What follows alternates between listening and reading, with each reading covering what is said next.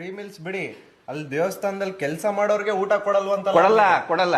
Free meals ಬಿಡಿ, ಅಲ್ಲಿ ದೇವಸ್ಥಾನದಲ್ಲಿ ಕೆಲಸ ಮಾಡೋರ್ಗೆ ಊಟ ಕೊಡಲ್ವಂತ. ಕೊಡಲ್ಲ. Wake up to reality.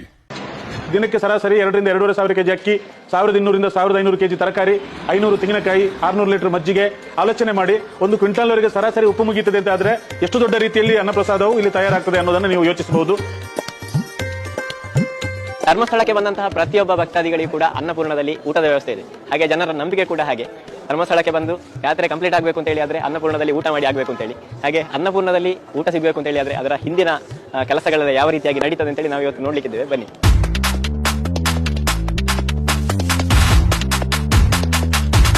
ಅನ್ನಪೂರ್ಣಕ್ಕೆ ನಿಮಗೆಲ್ಲರಿಗೂ ಸ್ವಾಗತ.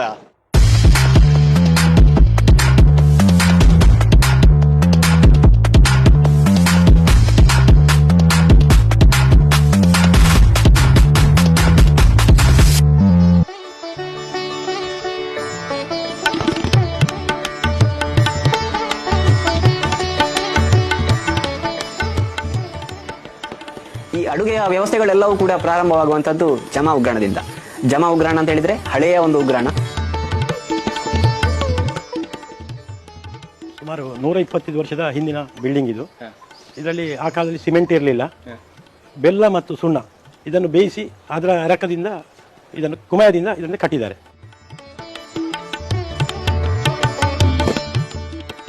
ಇಷ್ಟೊಂದು ದೊಡ್ಡ ಉಗ್ರಾಣವನ್ನು ಅಚ್ಚುಕಟ್ಟಾಗಿ ನಿಭಾಯಿಸುವುದು ಅಂತ ಹೇಳಿದ್ರೆ ಉಂಟಲ್ಲ, ಅದು ಸಣ್ಣ ಕೆಲಸ ಅಲ್ಲ, ಅದೊಂದು ದೊಡ್ಡ ಸಾಧನೆ. ಅದನ್ನು ಈ ಮ್ಯಾನೇಜರ್ನವರು ಮಾಡ್ತಾರೆ.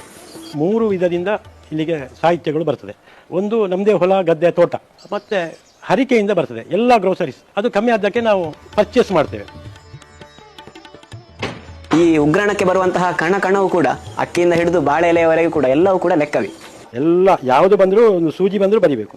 ಈ ಥರ ಜಮ. ಹರಿಕೆಯಿಂದ ಎಳ್ಳೆಣ್ಣೆ 25 ಲೀಟರ್, ಕಾಳು ಮೆಣಸು 3 kg, ಉಪ್ಪು 60 kg, ಪಡಿಕಾಳು ಅಂದರೆ ಅಳಸಂಡೆ ಬೀಜ 24 kg 800 ಗ್ರಾಮ್, ತುಪ್ಪ 30 kg ಬಂದಿದೆ ಹರಿಕೆಯಿಂದ. ಎಲ್ಲಾ ಆಫೀಸುಗಳಲ್ಲಿ ಲೆಕ್ಕಗಳನ್ನೆಲ್ಲ ಕಂಪ್ಯೂಟರ್ ನಲ್ಲಿ ಮಾಡ್ತಾರೆ. ಆದ್ರೆ ಇಲ್ಲಿ ವಿಶೇಷ ಅಂತ ಅನಿಸುತ್ತೆ ಅಂತ ಹೇಳಿದ್ರೆ ಈಗ ಕೂಡ ಪುಸ್ತಕದಲ್ಲಿಯೇ ಲೆಕ್ಕಗಳನ್ನೆಲ್ಲ ಬರೀತಾರೆ ಅಂತ ಹೇಳುವಂಥದ್ದು. ಇದು ದೇವಸ್ಥಾನಕ್ಕೆ ಯಾವ ಐಟಮ್ ಹೋಗಿದೆ ಅಂತ ಈ ಕಾಲಮ್ ಅಲ್ಲಿ ಬರುತ್ತೆ. ಕಳಿಸಿರುವುದು ಬ್ರಾಹ್ಮಣರ ಛತ್ರಕ್ಕೆ ಏನು ಹೋಗಿದೆ ಅಂತ, ಧರ್ಮಛತ್ರಕ್ಕೆ ಯಾವ್ಯಾವ ಐಟಮ್ ಹೋಗಿದೆ, ಹೆಗಡೆಯವರ ಮನೆಗೆ. ಜಮಾ ಉಗ್ರಾಣದಲ್ಲಿ ಅಕ್ಕಿ, ತೆಂಗಿನಕಾಯಿ, ಬೇಳೆ ಇತ್ಯಾದಿಗಳನ್ನೆಲ್ಲ ಹೇಗೆ ಸ್ಟೋರ್ ಮಾಡ್ತಾರೆ, ಅದೇ ರೀತಿಯಲ್ಲಿ ಅನ್ನಪೂರ್ಣದಲ್ಲಿ ತರಕಾರಿಗಳು ಇತ್ಯಾದಿಗಳನ್ನು ಒಂದು ಕೋಲ್ಡ್ ಸ್ಟೋರೇಜ್ನಲ್ಲಿ ಸ್ಟೋರ್ ಮಾಡಿರ್ತಾರೆ. ಕೋಲ್ಡ್ ಸ್ಟೋರೇಜ್ ಅಂತ ಹೇಳಿದ್ರೆ ಒಂದು ರೂಮೇ ಫುಲ್ ಫ್ರಿಜ್ ಆದ್ರೆ ಹೇಗೆ ಆ ರೀತಿಯಾಗಿರ್ತದೆ. 20 ಟನ್ ಅಂದರೆ 200 ಕ್ವಿಂಟಾಲ್ ಸ್ಟಾಕ್ ಮಾಡುವಂತ ಒಂದು ಕೋಲ್ಡ್ ಸ್ಟೋರೇಜ್ ಇಲ್ಲಿದೆ. 200 ಕ್ವಿಂಟಾಲ್ ಸಾಮರ್ಥ್ಯದ ಕೋಲ್ಡ್ ಸ್ಟೋರೇಜ್ ಇಲ್ಲಿದೆ. ತರಕಾರಿಗಳು ಮತ್ತು ಸೊಪ್ಪು ಇರಬಹುದು, ಎಲ್ಲವೂ ಕೂಡ ಇದರಲ್ಲಿ ನಾವು ಸಂಗ್ರಹ ಮಾಡಿರ್ತೇವೆ. ದಿನದ ಕೆಲವು ಖರ್ಚುಗಳನ್ನು ನಾನಿಲ್ಲಿ ನಿಮಗೆ ಉಲ್ಲೇಖ ಮಾಡೋದಿದ್ರೆ, ವಿಶೇಷವಾಗಿ ದಿನಕ್ಕೆ ಸರಾಸರಿ 2 ರಿಂದ 2.5 ಸಾವಿರ ಕೆಜಿ ಅಕ್ಕಿ, 1200 ರಿಂದ 1500 ಕೆಜಿ ತರಕಾರಿ, 500 ತೆಂಗಿನಕಾಯಿ, 600 ಲೀಟರ್ ಮಜ್ಜಿಗೆ, ಅದಲ್ಲದೆ 100 kg ಅಷ್ಟು ಉಪ್ಪು.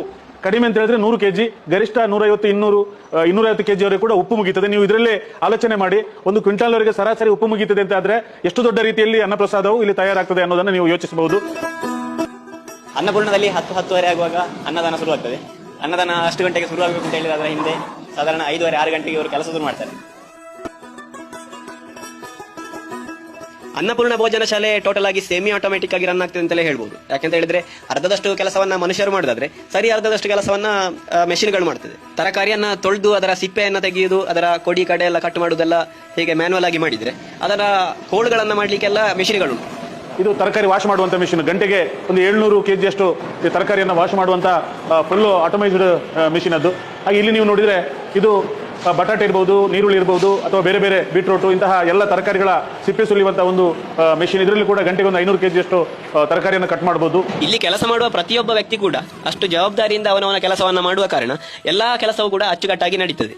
ಇಲ್ಲಿ ಸುಮಾರು 270 ಜನ ಕೆಲಸಗಾರರು ಇಲ್ಲಿ ಕೆಲಸ ಮಾಡ್ತಾ ಇದ್ದಾರೆ. ನಮಗೆ ತರಕಾರಿ ಕೋಣೆಯಲ್ಲಿ ಸುಮಾರು 20 ರಿಂದ 25 ಜನ ತರಕಾರಿ ಕೋಣೆಯಲ್ಲಿ ಇದ್ದಾರೆ.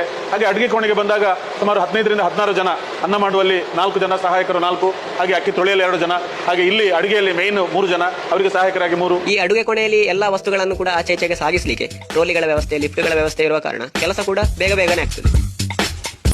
ಮತ್ತೊಂದು ಇಲ್ಲಿ ವಿಶೇಷ ಅಂತ ಹೇಳಿದ್ರೆ ಎಲ್ಲಾ ಐಟಮ್ಗಳು ಕೂಡ ಸ್ಟೀಮರ್ಗಳಲ್ಲೇ ಆಗುವಂಥದ್ದು. ಅನ್ನ ಆಗಿರ್ಬೋದು, ಸಾರಾಗಿರ್ಬೋದು, ಪಾಯಸ ಆಗಿರ್ಬೋದು, ಕೂಟ ಆಗಿರ್ಬೋದು, ಎಲ್ಲವನ್ನು ಕೂಡ ಕೆಲವೇ ನಿಮಿಷಗಳಲ್ಲಿ ಸ್ಟೀಮರ್ಗಳಲ್ಲಿ ಬೇಯಿಸಿ ತೆಗೆಯುವಂತಹ ವ್ಯವಸ್ಥೆಗಳಿದೆ. ಈಗಿರುವಂತಹ ಅನ್ನದ ಪಾತ್ರಗಳಲ್ಲಿ ನಾವು ಎಟ್ ಎ ಟೈಮಿಗೆ ಒಂದೊಂದು ಪಾತ್ರಗಳಲ್ಲಿ 100 kg ಹಾಗೆ 600 kg ಅಕ್ಕಿ ಅನ್ನ ಪ್ರಸಾದವನ್ನು ಅರ್ಧ ಗಂಟೆಗೆ ನಾವು ತಯಾರು ಮಾಡ್ತೇವೆ. 1 ಗಂಟೆಗೆ 12,000 ಜನಕ್ಕೆ ಬೇಕಾದಂತಹ ಅನ್ನವನ್ನ ನಾವು ತಯಾರು ಮಾಡುವಂತ ಒಂದು ವ್ಯವಸ್ಥೆ ಇದೆ.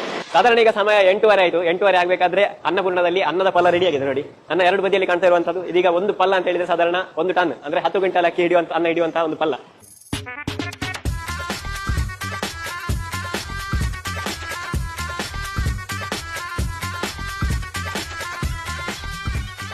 ಇದೀಗ ನೀವು ಎಷ್ಟು ಸಾರು ಮಾಡ್ತೀರಿ? ಈಗ ಟೋಟಲ್ 3,400 ಹೇಳಿದಲ್ಲ ಅಲ್ಲಿ, ಅಷ್ಟು ಸಾರು ಮಾಡಿದ ಎಷ್ಟು ಜನರಿಗೆ ಬರ್ತದೆ? ನಮ್ಮ ಪ್ರಕಾರ ಹೇಳಿದ್ನಲ್ಲ, ಎಲೆ ಕೊಟ್ಟರೆ 10, 20, 30, 32 ಸಾವಿರ ಜನ ಕೂಡ ಮಾಡ್ಬೋದು, ತೊಂದರೆ ಇಲ್ಲ. ಇಲ್ಲ ಅಂದ್ರೆ ಒಂದು 4 ಜನ ಜಾಸ್ತಿ ಹೋದ್ರೆ ಸ್ವಲ್ಪ ಕಡಿಮೆ ಹಂಗೆ. ಅನ್ನಪೂರ್ಣದಲ್ಲಿ 10:30, 11 ಗಂಟೆ ಹೊತ್ತಿಗೆ ಆಗುವಾಗ ಅನ್ನಪ್ರಸಾದ ವಿತರಣೆಯನ್ನು ಶುರು ಮಾಡ್ತಾರೆ. ಎಷ್ಟು ಲಕ್ಷ ಜನ ಭಕ್ತರು ಬಂದರೂ ಕೂಡ ಅವರಿಗೆಲ್ಲರಿಗೂ ಊಟದ ವ್ಯವಸ್ಥೆ ಉಂಟು. ಹಾಗೆಂತೇಳಿ 1 ಲಕ್ಷ ಜನ ಬಂದ್ರು ಅಂತೇಳಿ ಆ ಲಕ್ಷ ಜನರನ್ನು ಕೂಡ ಒಮ್ಮೆಗೆ ಹಾಲ್ನಲ್ಲಿ ಬಿಡುವುದಿಲ್ಲ. ಎಲ್ಲರನ್ನು ಕೂಡ ಬ್ಯಾಚ್ ವೈಸ್ ಆಗಿ ಯಾವುದೇ ರೀತಿಯಲ್ಲಿ ರಶ್ ಆಗದ ರೀತಿಯಲ್ಲಿ ವ್ಯವಸ್ಥೆಯನ್ನು ಮಾಡ್ತಾರೆ. ಜನದಟ್ಟಣೆ ಇರುವಂತಹ ಸಂದರ್ಭದಲ್ಲಿ ನಾವು ಸ್ವಲ್ಪ ಬೇಗ ಊಟ ಪ್ರಾರಂಭ ಮಾಡಿಸ್ತೇವೆ. ಒಂದು 20 ನಿಮಿಷವ, ಒಂದು ಅರ್ಧ ಗಂಟೆಯ ಮೊದಲು ನಾವು ಊಟ ಪ್ರಾರಂಭ ಮಾಡ್ತೇವೆ. ಒಂದು ಪಂಕ್ತಿಯಲ್ಲಿ 110ರಿಂದ 115 ಜನ ಕೂತ್ಕೊಳ್ತಾರೆ. ಹಾಗಾಗಿ ಕೆಳಗಿನ ಊಟದ ಹಾಲಲ್ಲಿ ಒಮ್ಮೆಗೆ 2,000 ಜನ, ಮೇಲಿನ ಊಟದ ಹಾಲಲ್ಲಿ ಒಮ್ಮೆಗೆ 1,000 ಜನ. ಹಾಗಾಗಿ ನಿಮಗೆ ಗಂಟೆಗೆ 11,000 ಜನ ಪ್ರಸಾದ ಮಾಡಿ ಹೋಗುವ ಸಾಮರ್ಥ್ಯ 2 ಊಟದ ಹಾಲಲ್ಲಿ ಇದ್ದ ಕಾರಣ ನಮಗೆ ಹಗಲು ಹೊತ್ತಲ್ಲಿ ಜನದಟ್ಟಣೆ ಕಾಣುವಂಥದ್ದು ಸ್ವಲ್ಪ ಕಡಿಮೆ.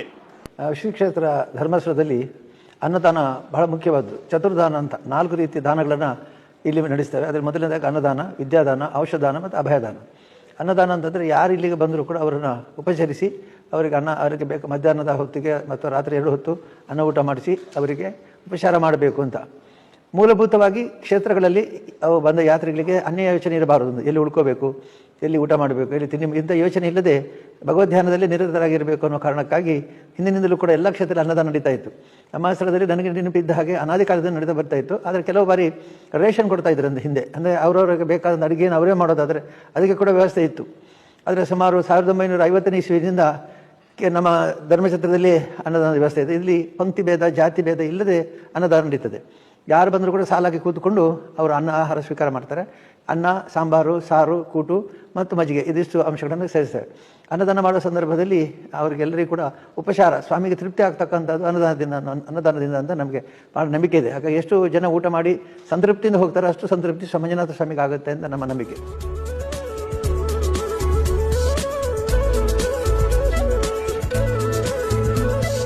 ಒಳ್ಳೆ ರುಚಿಯಾಗಿರುವಂತಹ ಸಾರು, ಕೂಟು, ಪಾಯಸ ಎಲ್ಲವನ್ನು ಸೇರಿಸಿಕೊಂಡು ಒಂದು ಊಟ ಭಾರಿ ಮಸ್ತ್ ಆಗ್ತದೆ. ಹೊಟ್ಟೆಯು ತುಂಬ ಆಗ್ತದೆ, ಮನಸ್ಸಿಗೂ ತೃಪ್ತಿ ಆಗ್ತದೆ.